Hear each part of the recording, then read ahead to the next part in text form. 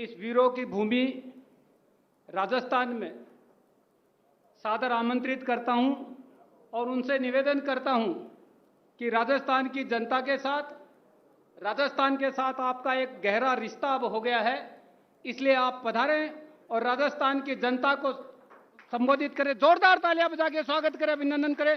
भारत माता की, भारत माता की, भारत।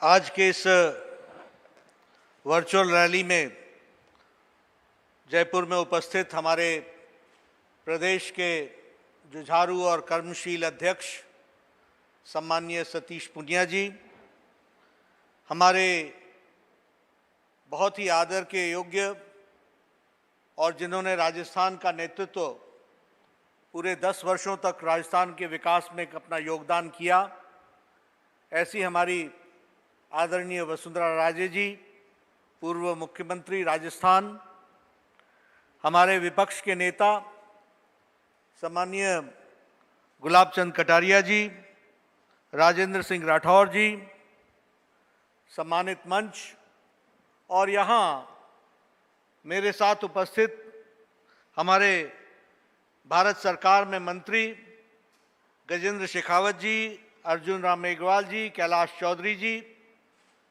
हमारे राजस्थान के संगठन की देखभाल करने वाले हमारे वी सतीश जी, अविनाश राय खन्ना जी और बीकानेर और जोधपुर संभाग के जुड़े हुए हमारे लाखों कार्यकर्ता जो इस वर्चुअल रैली के माध्यम से आप सब जुड़े हैं, आप सबका बहुत बहुत अभिनंदन, आप सबका बहुत बहुत स्वागत। मित्रों, आज जब हम लोग इस वर्चुअल रैली में जुड़े हैं तो समय भी गमगीन है। जो घटना गलवान में घटी, जिसके लिए हम सब लोगों ने शहीदों के लिए मौन रखा, मैं अपनी ओर से और अपनी पार्टी की ओर से उन सभी शहीदों को और राजस्थान में भी पिछले 1 महीने में 4 हमारे नौजवान देश की रक्षा करते करते शहीद हुए, उन सबको श्रद्धा सुमन श्रद्धांजलि देता हूं अपनी ओर से और अपनी पार्टी की ओर से, और उनको ये विश्वास दिलाना चाहता हूं उनके परिवारों को कि आपका ये शहादत व्यर्थ नहीं जाएगी, और साथ ही साथ उन परिवारों को ईश्वर शक्ति दे, क्योंकि वह सिर्फ परिवार के सपूत नहीं थे, वह देश के सपूत थे। सारा देश उनके साथ खड़ा है, यह बात मैं कहना चाहता हूं।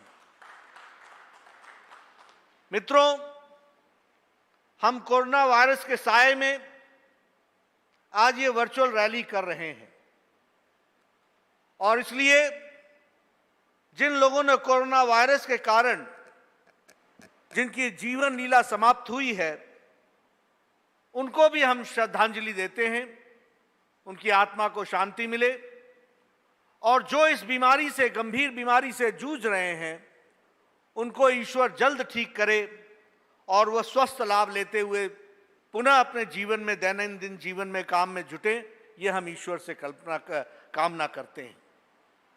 आज जब हम इस वर्चुअल रैली में जुड़े हैं तो मैं ये भी कहना चाहता हूं कि राजस्थान की भूमि जो वीरता की भूमि है, त्याग की भूमि है, शौर्य की भूमि है, उसको मैं अपनी ओर से और यहां मंच पर बैठे सभी लोगों की तरफ से नमन करता हूं और उससे ऊर्जा लेकर के आपसे चर्चा में भाग लेने के लिए भाग लेता हूं।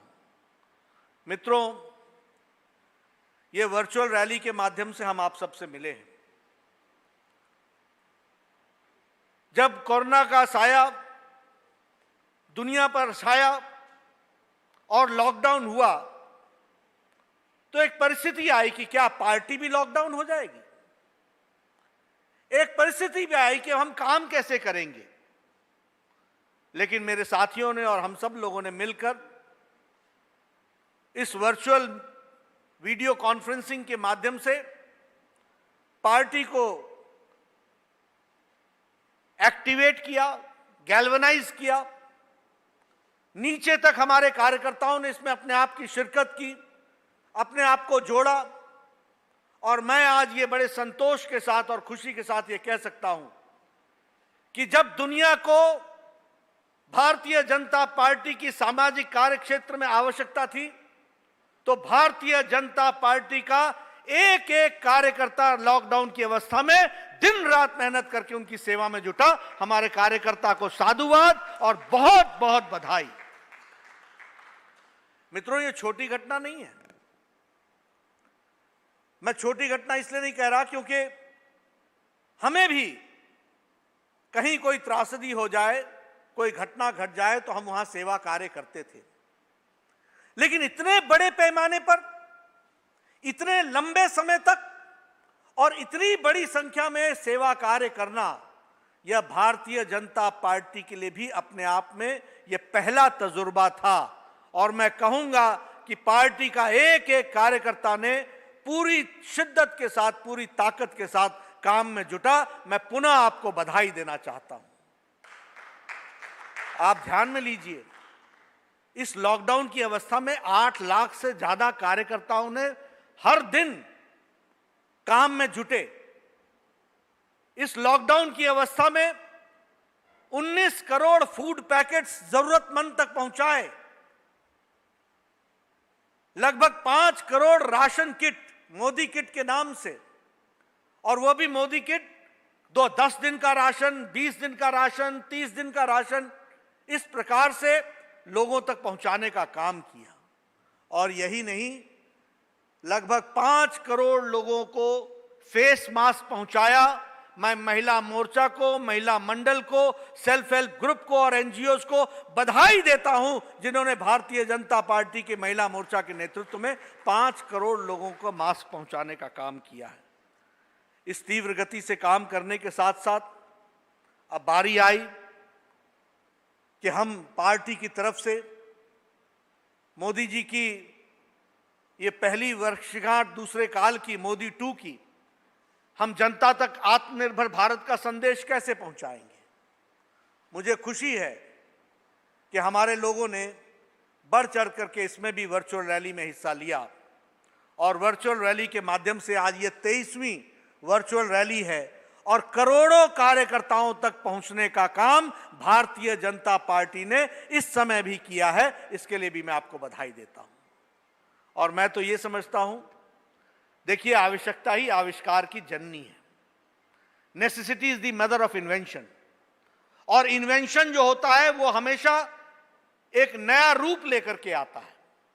कभी आपने सोचा था कि हम अगर रैली करेंगे, जो हम रैली किया करते थे, तो उसके जुड़ने की संख्या 33 लाख होगी, 34 लाख होगी, 1 करोड़ होगी।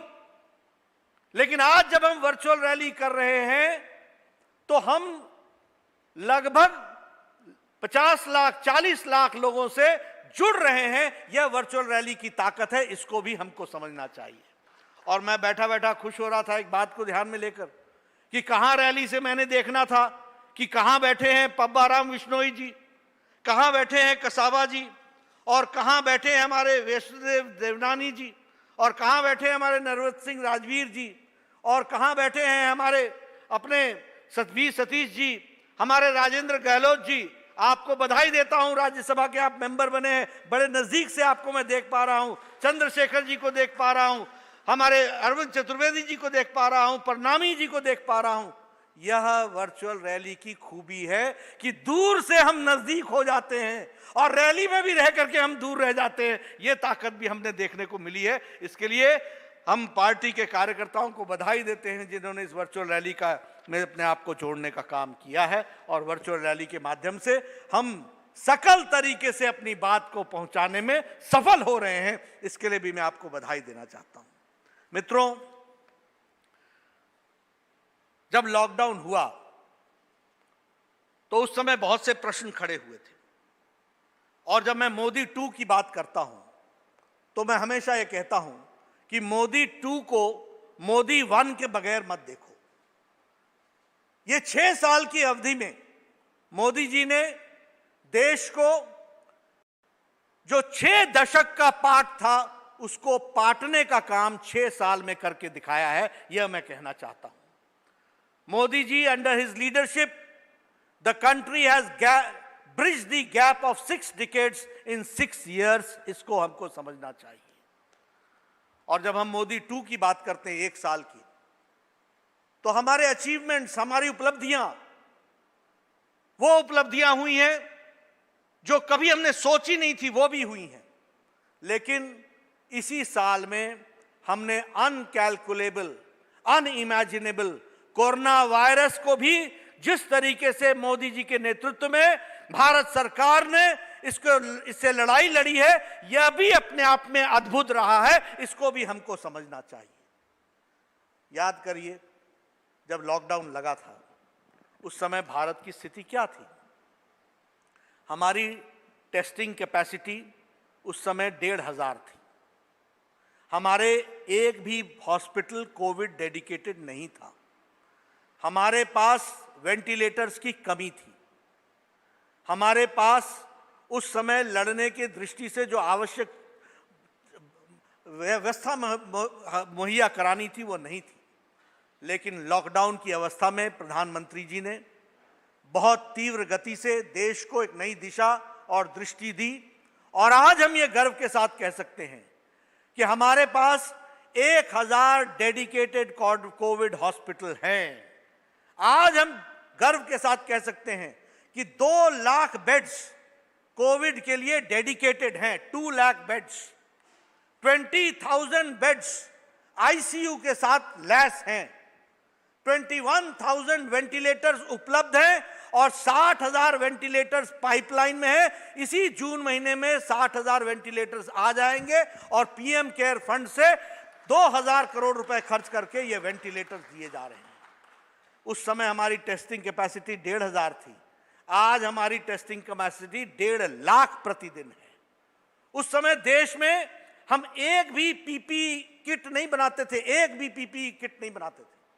प्रधानमंत्री मोदी जी ने यहां के उद्यमियों को निवेदन किया, उनको हौसला दिया, उनको जगाया और आज हम कह सकते हैं कि 4.5 लाख प्रतिदिन पीपीई, पर्सनल प्रोटेक्शन इक्विपमेंट बन रहे हैं और वो लग रहे हैं। इस बात को भी हमको ध्यान में रखना चाहिए। इसलिए मित्रों, इस टेस्टिंग कैपेसिटी की दृष्टि से सारी चीजों को करते हुए जिस तरीके से देश को एक दृष्टि देने का काम किया और लड़ाई लड़ने का काम किया है, वह सच में सराहनीय है। और यह मोदी 2 के प्रथम वर्ष में ही हुआ है, 19-20 में ही हुआ है। और पहली बार प्रधानमंत्री जी के नेतृत्व में सारे देश को एक साथ पिरोने का काम भी मोदी जी ने किया है। 6 बार चीफ मिनिस्टर्स की मीटिंग बुलाई, 6 टाइम्स, और 6 बार मीटिंग करके कोरोना की लड़ाई कैसे लड़नी चाहिए, कोरोना के लिए क्या क्या करना चाहिए, क्या क्या समस्याएं आ रही हैं, कैसे उसको डील किया जा सकता है, ये सारी बातें प्रधानमंत्री जी ने बड़ी गहराई के साथ 6 बार मीटिंग करके इन सारी चीजों को तय किया है। हर एक मुख्यमंत्री के अपने एजेंडे हो सकते हैं, कुछ राजनीतिक एजेंडे भी हो सकते हैं, कुछ सही एजेंडा भी हो सकता है, कोई गलत एजेंडा भी हो सकता है, लेकिन सबको एक लड़ी में पिरोकर कोरोना की लड़ाई लड़ना, यह एक्यूमेन और यह ताकत प्रधानमंत्री मोदी जी ने दर्शाई है, यह हमको देखने को मिला है। यही नहीं, अगर हम जो जनता की जन भागीदारी भी देखें तो लाल बहादुर शास्त्री के बाद किसी के आह्वान पर, किसी नेता के आह्वान पर देश ने उनके कॉल को सुना है तो वो नरेंद्र मोदी हैं, जिनकी बात को उन्होंने सुना है और उनको उस बात को रखा है। इसको हमको ध्यान में रखना चाहिए। ये जनता कर्फ्यू, ये बिना पुलिस के जनता कर्फ्यू लगी, हमारे कोरोना वॉरियर्स को हौसला बढ़ाने के लिए थाली बजाओ, ताली बजाओ, और सारा देश थाली बजाने लगा, ताली बजाने लगा। और इसका अनुकरण बाद में यूरोप के देशों ने भी किया, थाली बजाने का और ताली बजाने का काम लिया। यह हमको समझना चाहिए। यह दिया जला करके हम कोरोना की लड़ाई में एक हैं, इसका संदेश मोदी जी ने दिया।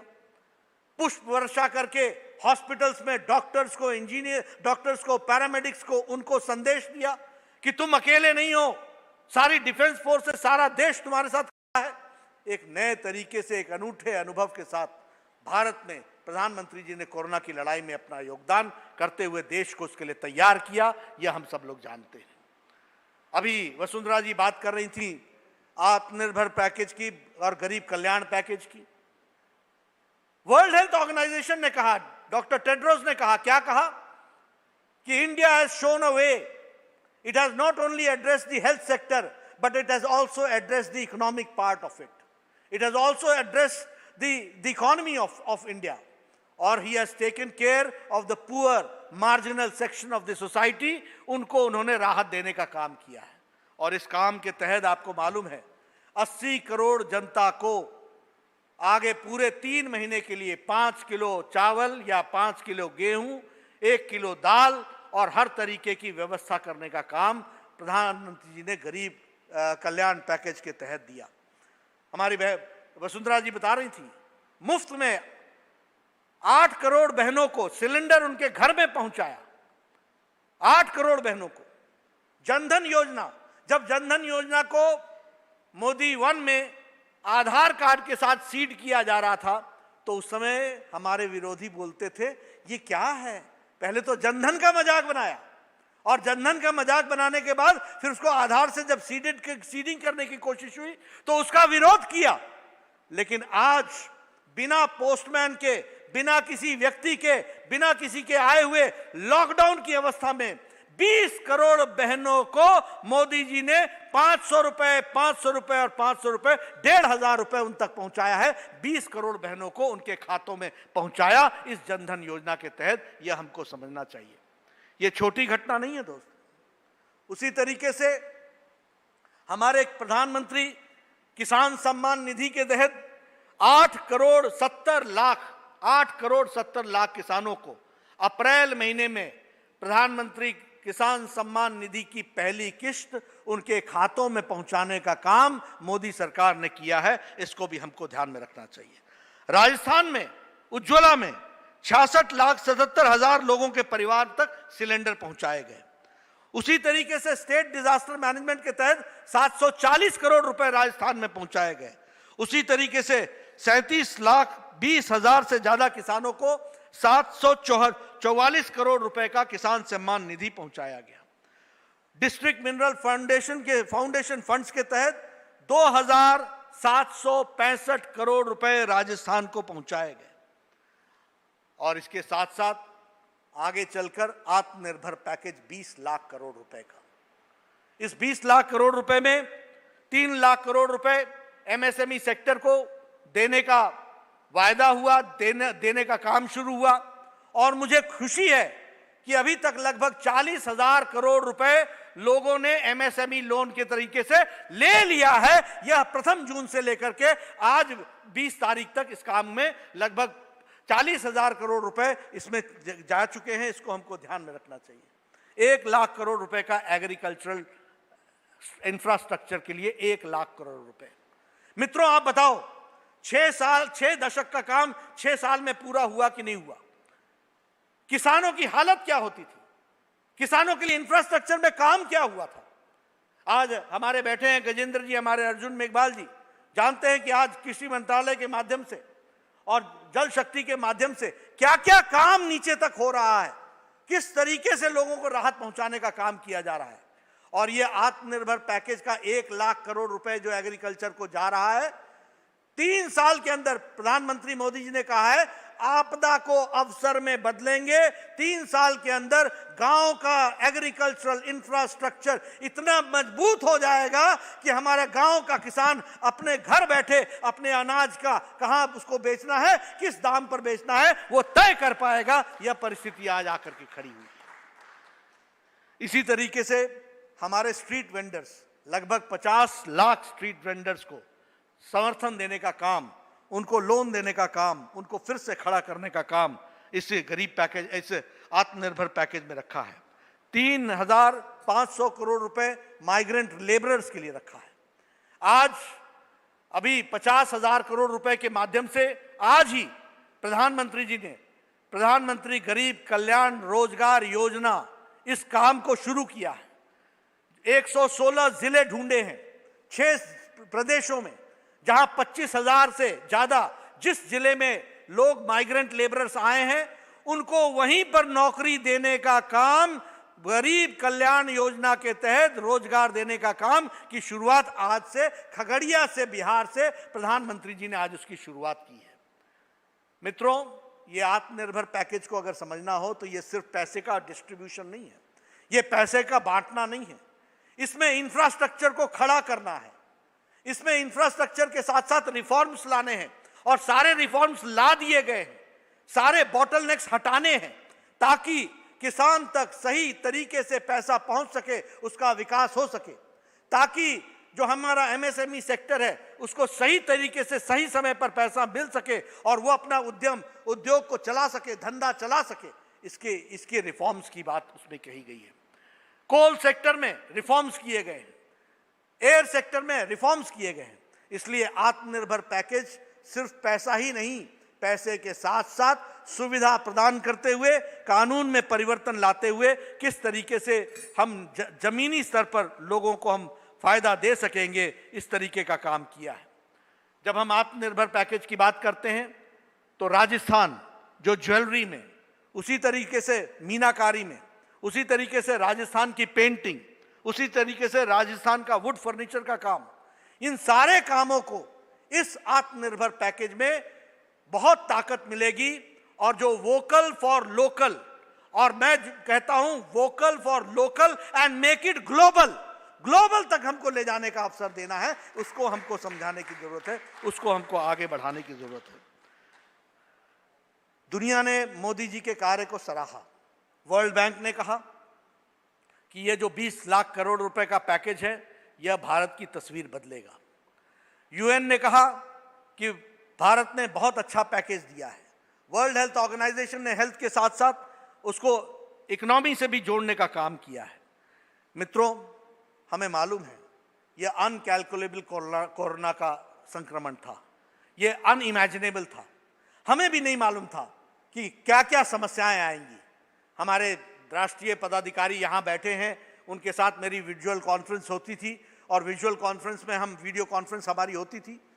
हम लोग हर दिन नई समस्या देखते थे और नई समस्या का निवारण करने के लिए जुट जाते थे। प्रधानमंत्री मोदी जी हर दिन नई समस्या को एड्रेस कर रहे थे। हमारी इच्छा थी कि माइग्रेंट लेबरर्स वहीं रहें जहां वो रह रहे थे, इसके लिए उनके राशन की व्यवस्था की गई थी। लेकिन भावना के कारण वो अपने गांव जाना चाहते थे, अपने घर पहुंचना चाहते थे। हमें मालूम है कि तकलीफ हुई, लाखों लोग घर के लिए चले, लेकिन हमारे भारत सरकार ने लगभग 4,000 से अधिक श्रमिक ट्रेन चलाकर लगभग 50 लाख लोगों को उनके गंतव्य स्थान तक पहुंचाया। लगभग इसी तरीके से 50 लाख लोगों को बसों से पहुंचाया और रास्ते में जो लोग मिले उनको भारतीय जनता पार्टी के कार्यकर्ताओं ने उनको मलहम लगाया, उनकी दुख तकलीफ में साथ हुए, उनके लिए शेल्टर का प्रबंध किया, भोजन का प्रबंध किया, चरण पादुकाओं का इंतजाम किया और उनको सेफ घर पहुंचाने की व्यवस्था की, उसके लिए गाड़ी की व्यवस्था की। मैं पार्टी के कार्यकर्ताओं को इसके लिए बहुत बहुत साधुवाद देता हूं, इन्होंने इस काम को आगे बढ़ाया। लेकिन मुझे दुख के साथ कि जब हम लड़ाई लड़ रहे थे तो कांग्रेस पार्टी दुख के साथ ठीक हो गया। हम एक ऐसी पार्टी के सदस्य हैं, हम लंबे समय तक विपक्ष में रहे हैं। 1962 का लड़ाई हुई, 1965 की लड़ाई हुई, 70 के दशक में बांग्लादेश को मुक्ति दिलाने का काम था, इंडिपेंडेंट करने का काम था। देश युद्ध में उतरा।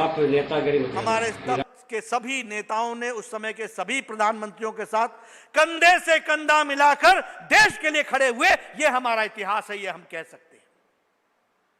लेकिन कांग्रेस पार्टी हमेशा राजनीति करती, हमेशा राजनीति करती।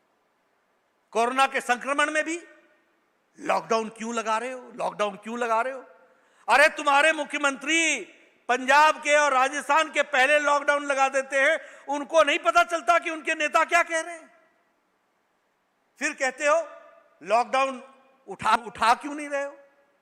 अरे आपके मुख्यमंत्री वो राजस्थान के हो वो पंजाब के हों, वो छत्तीसगढ़ के हों, वो महाराष्ट्र में आप सहयोगी दल हो, आपके मुख्यमंत्री प्रधानमंत्री जी से निवेदन करते हैं कि लॉकडाउन चले रहना देना चाहिए।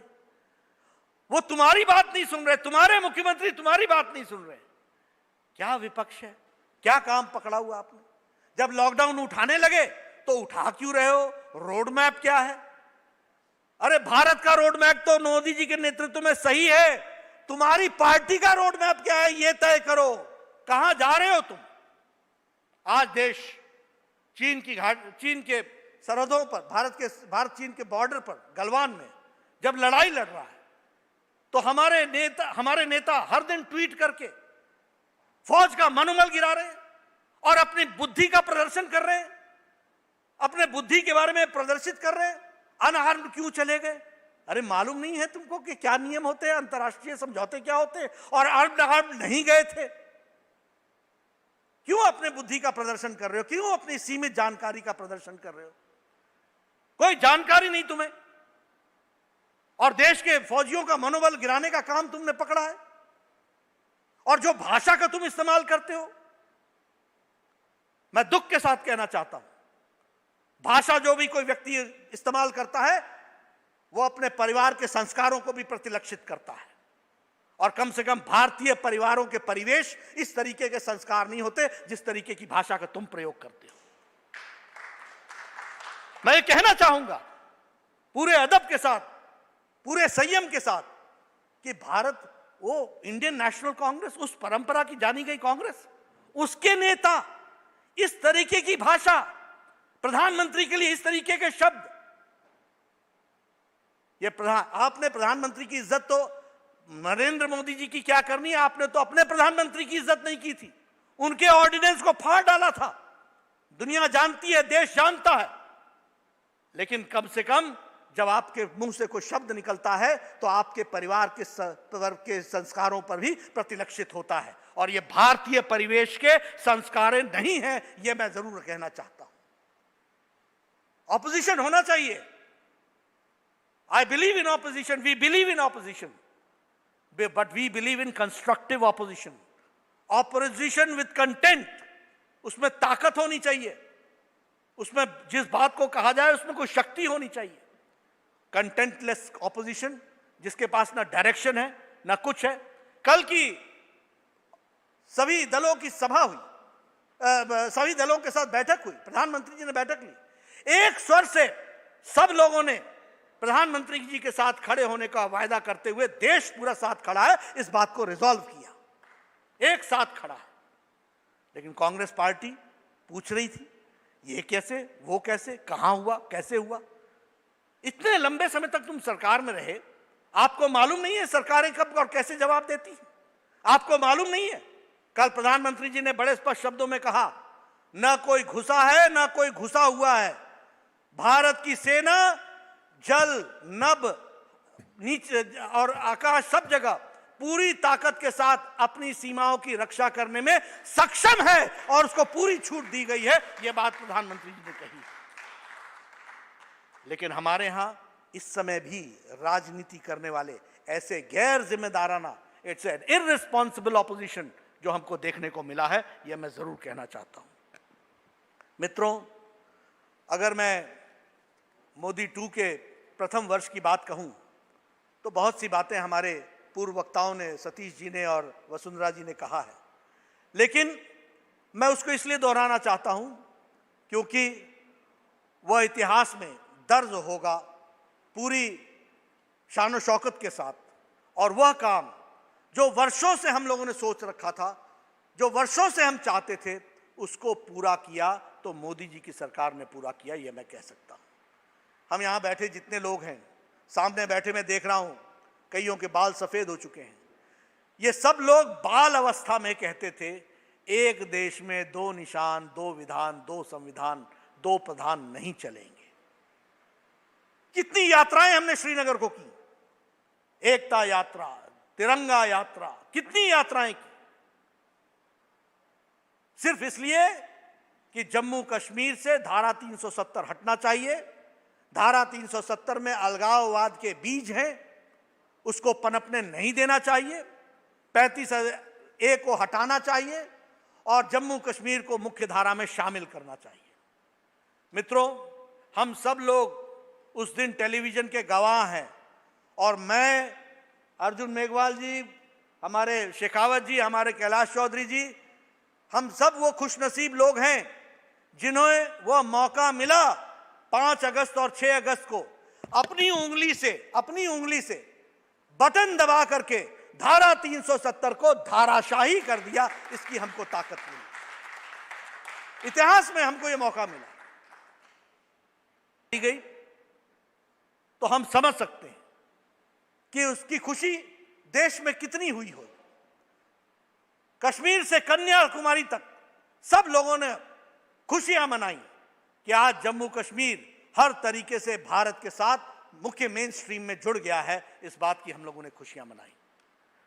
लेकिन मैं आपसे शेयर करना चाहता हूं कि आपसे ज्यादा खुशी जम्मू कश्मीर के लोगों ने मनाई है। और मैं कहने के लिए नहीं कह रहा हूं, मैं ये तथ्यों के साथ कह रहा हूं। आपको शायद नहीं मालूम होगा कि जम्मू कश्मीर में आज दिन तक धारा 370 के कारण वहां डीलिमिटेशन नहीं हुआ है, और डीलिमिटेशन नहीं होने के कारण वहां ट्राइबल पॉलिटिकल रिजर्वेशन नहीं है। हमारे मुस्लिम भाई गुजर, हमारे मुस्लिम भाई बकरवाल जो पुंछ और राजौरी के इलाके में हैं, उनका कोई ट्राइबल रिजर्वेशन नहीं है। वो विधानसभा में ट्राइबल सीट से नहीं जा सकते हैं। और जम्मू कश्मीर के नेताओं ने, आकाओं ने मुस्लिम गुजरवाल और बकरवाल और गुजर भाइयों के साथ अन्याय किया। लद्दाख सारे का सारा ट्राइबल है, लेकिन लद्दाख ट्राइबल रिजर्वेशन नहीं है। अब डीलिमिटेशन होगा और धारा 370 हटने के कारण डीलिमिटेशन होगा, और डीलिमिटेशन होने के बाद पहली बार हमारा गुजर भाई और बकरवाल भाई जम्मू कश्मीर की विधानसभा में ट्राइबल सीट पर पहुंचेगा और उससे उसको रिजर्वेशन मिलेगी। आपको नहीं मालूम होगा कि जम्मू कश्मीर में हमारे वाल्मीकि भाई सिर्फ सफाई कर्मचारी रह सकते थे। वो पंजाब से लाकर के बसाए गए थे। उनका बच्चा अगर जम्मू कश्मीर में नौकरी करना चाहता है तो सिर्फ सफाई कर्मचारी की नौकरी कर सकता था। यह है इनका वर्ताव हमारे वाल्मीकि भाइयों के प्रति। There was no reservation for them. वो सिर्फ लग सकते थे तो सफाई कर्मचारी बन सकते थे। आज धारा 370 हट गई है, और धारा 370 हटने के कारण अब सफाई कर्मचारी का बेटा भी अब डॉक्टर बन सकेगा, इंजीनियर बन सकेगा, जमीर के एडमिनिस्ट्रेशन में नौकरी कर सकेगा। यह परिस्थिति आज आकर के खड़ी हुई है। शायद आपको मालूम नहीं होगा कि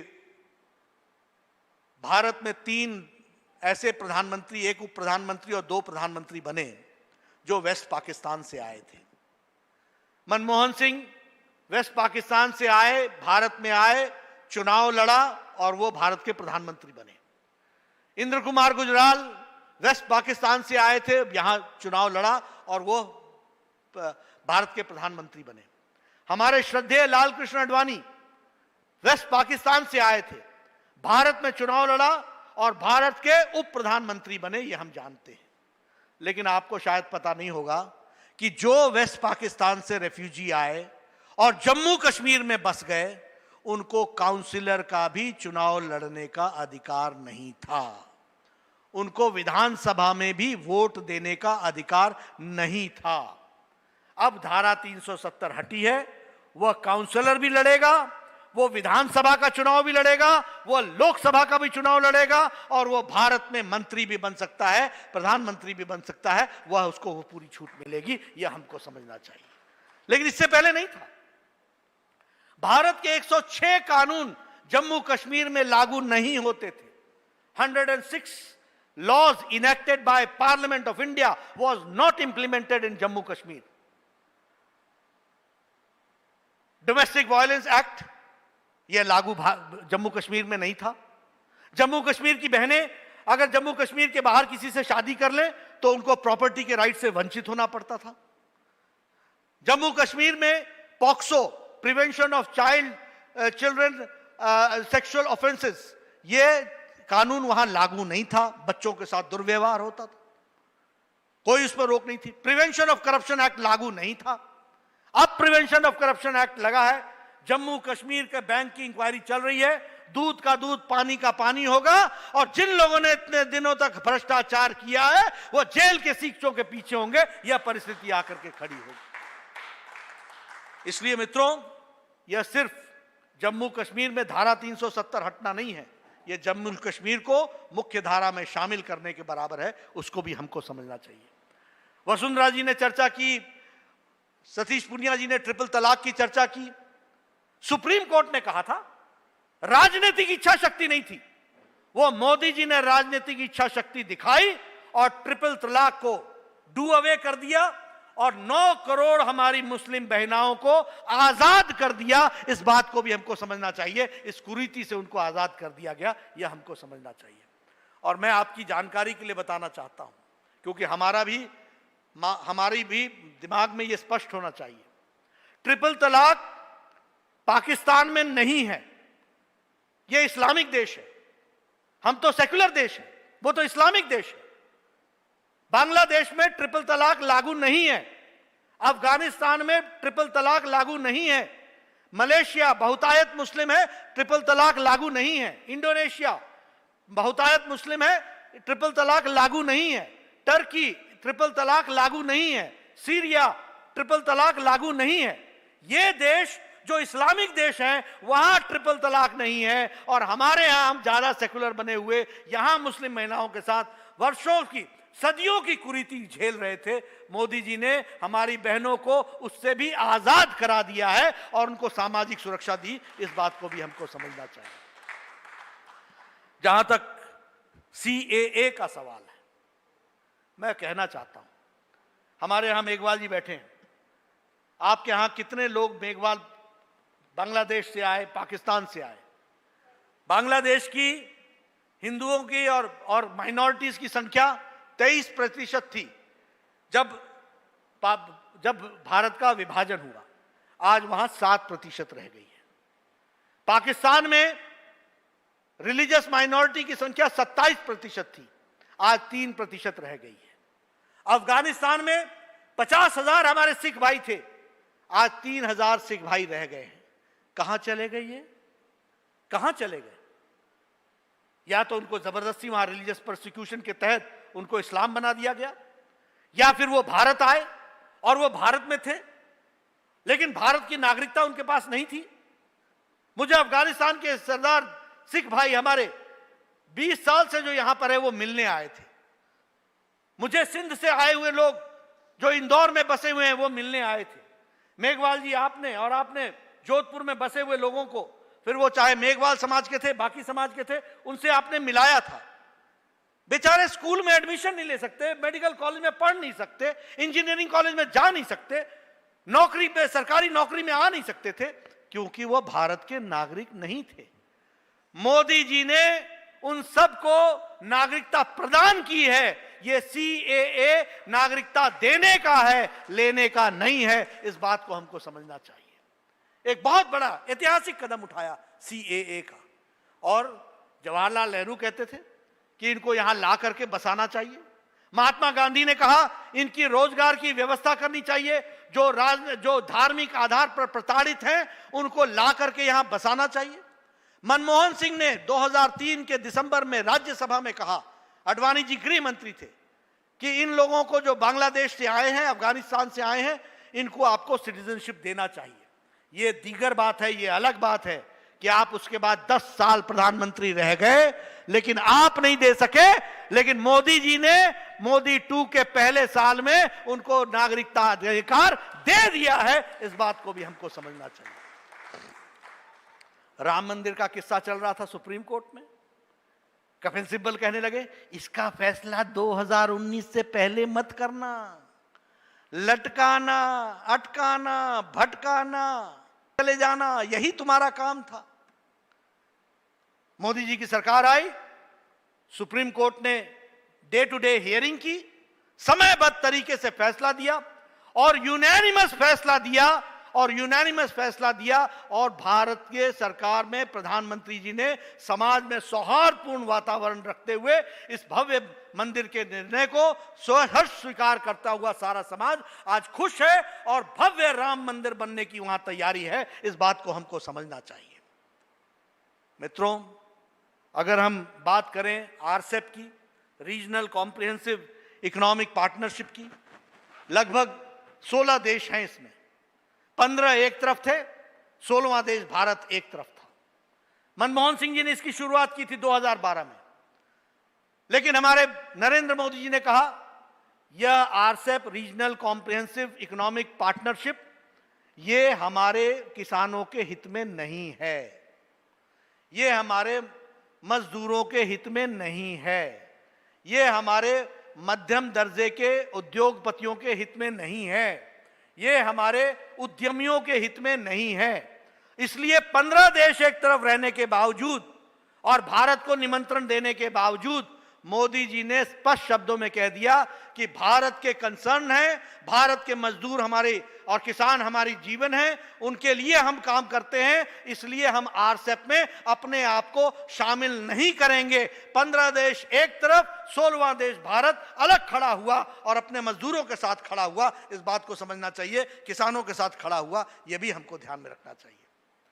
आपने सुना होगा बोडोलैंड, बोडोलैंड, बोडोलैंड। लंबे समय तक आपने इस बारे में सुना होगा।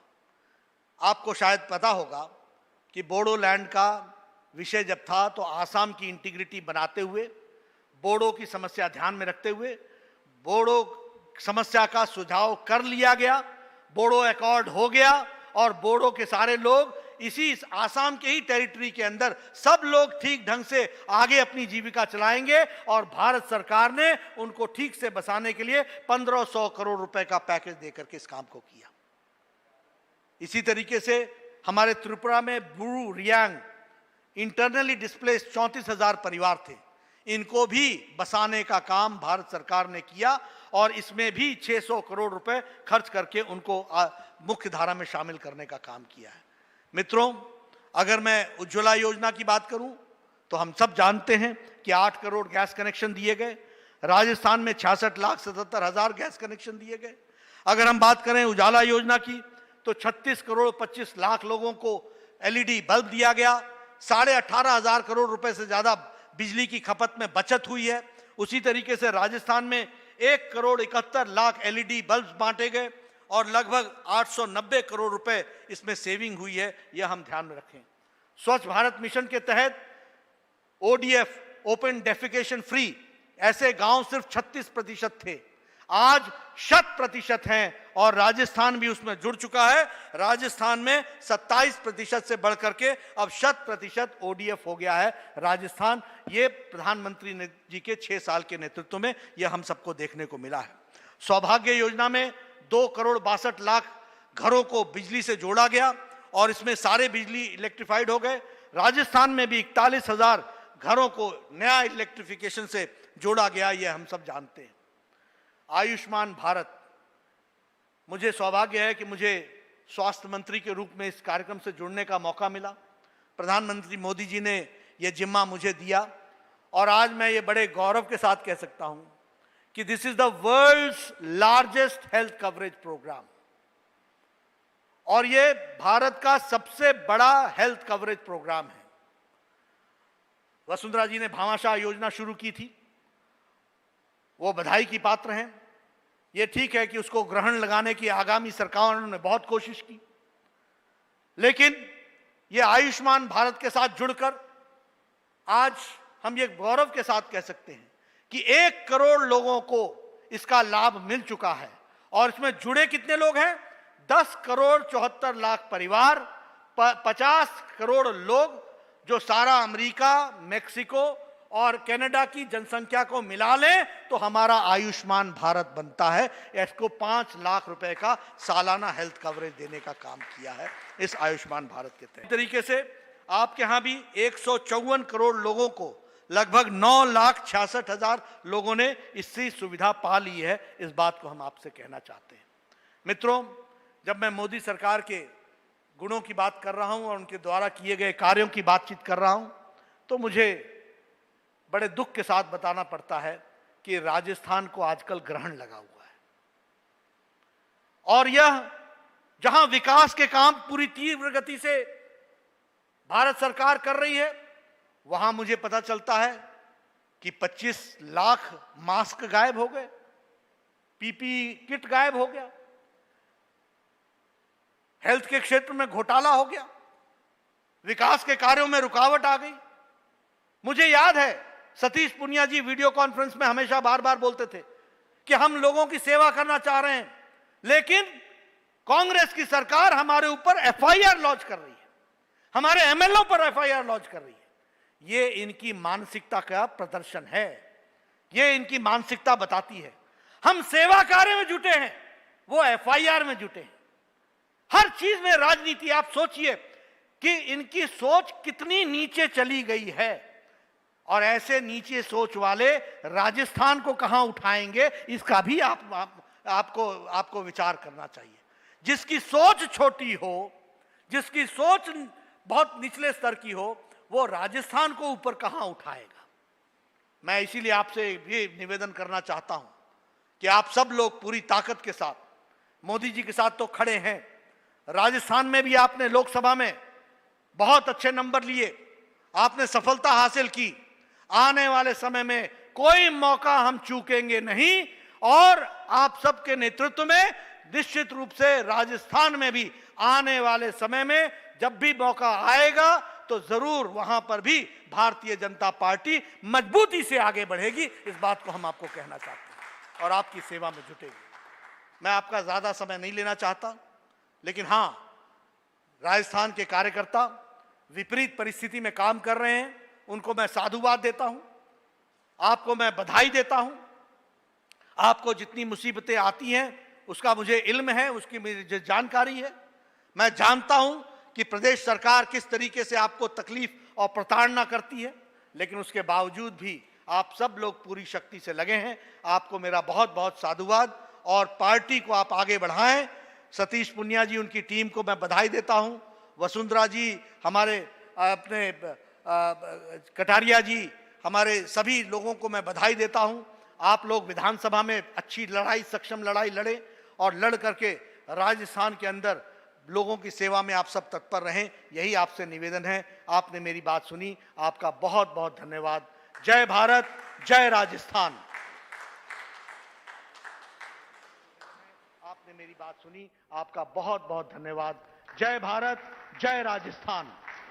भारत माता की, भारत माता की, धन्यवाद। भारत माता की, भारत माता की। बहुत बहुत धन्यवाद आदरणीय अध्यक्ष जी। जो पाथे आपने दिया है उसको हम नीचे तक लेके जाएंगे। अब जिस बात को आदरणीय प्रधानमंत्री जी ने लोकल से वोकल बनाने की बात की, मैं हमारे केंद्रीय मंत्री आदरणीय गजेंद्र सिंह जी शेखावत साहब से निवेदन करूंगा कि वो हम सब कार्यकर्ताओं को संकल्प दोहराएं। आदरणीय गजेंद्र सिंह जी, मैं आप सब से निवेदन करूंगा कि सभी खड़े होकर के संकल्प दोहराने के काम करेंगे। आदरणीय गजेंद्र जी, निवेदन करूंगा कि सभी खड़े होकर के संकल्प दोहराने के काम करेंगे। आदरणीय गजेंद्र जी, निवेदन करूंगा कि सभी खड़े होकर के संकल्प दोहराने के काम करेंगे। उनके सानिध्य में हम सब लोग माननीय प्रधानमंत्री जी द्वारा आत्मनिर्भर भारत की लक्ष्य प्राप्ति हेतु जो संकल्प निर्धारित किए हैं उनको दोहराने का मैं आप सबसे आग्रह करता हूं। मैं माननीय प्रधानमंत्री जी के आह्वान पर आत्मनिर्भर भारत की लक्ष्य प्राप्ति हेतु संकल्प लेता हूं कि मैं भारत के संविधान द्वारा निर्देशित नागरिक कर्तव्यों का पालन करूंगा। मैं राष्ट्रीय एकता की भावना, लोकतंत्र के मूल्यों, समतामूलक समाज के निर्माण, सर्वधर्म समभाव व मूल्य आधारित राजनीति को समाज में प्रोत्साहित करूंगा। मैं देश के स्थानीय उत्पादों के निर्माण को प्रोत्साहन देने के लिए मिशन के रूप में कार्य करूंगा। यथासंभव लोकल उत्पादों को ही खरीदूंगा। मैं कोविड की महामारी से लड़ने के लिए सामाजिक जागरूकता, स्वास्थ्य एवं स्वच्छता के अभियान को आगे बढ़ाऊंगा। बहुत बहुत धन्यवाद। भारत माता की, भारत माता की।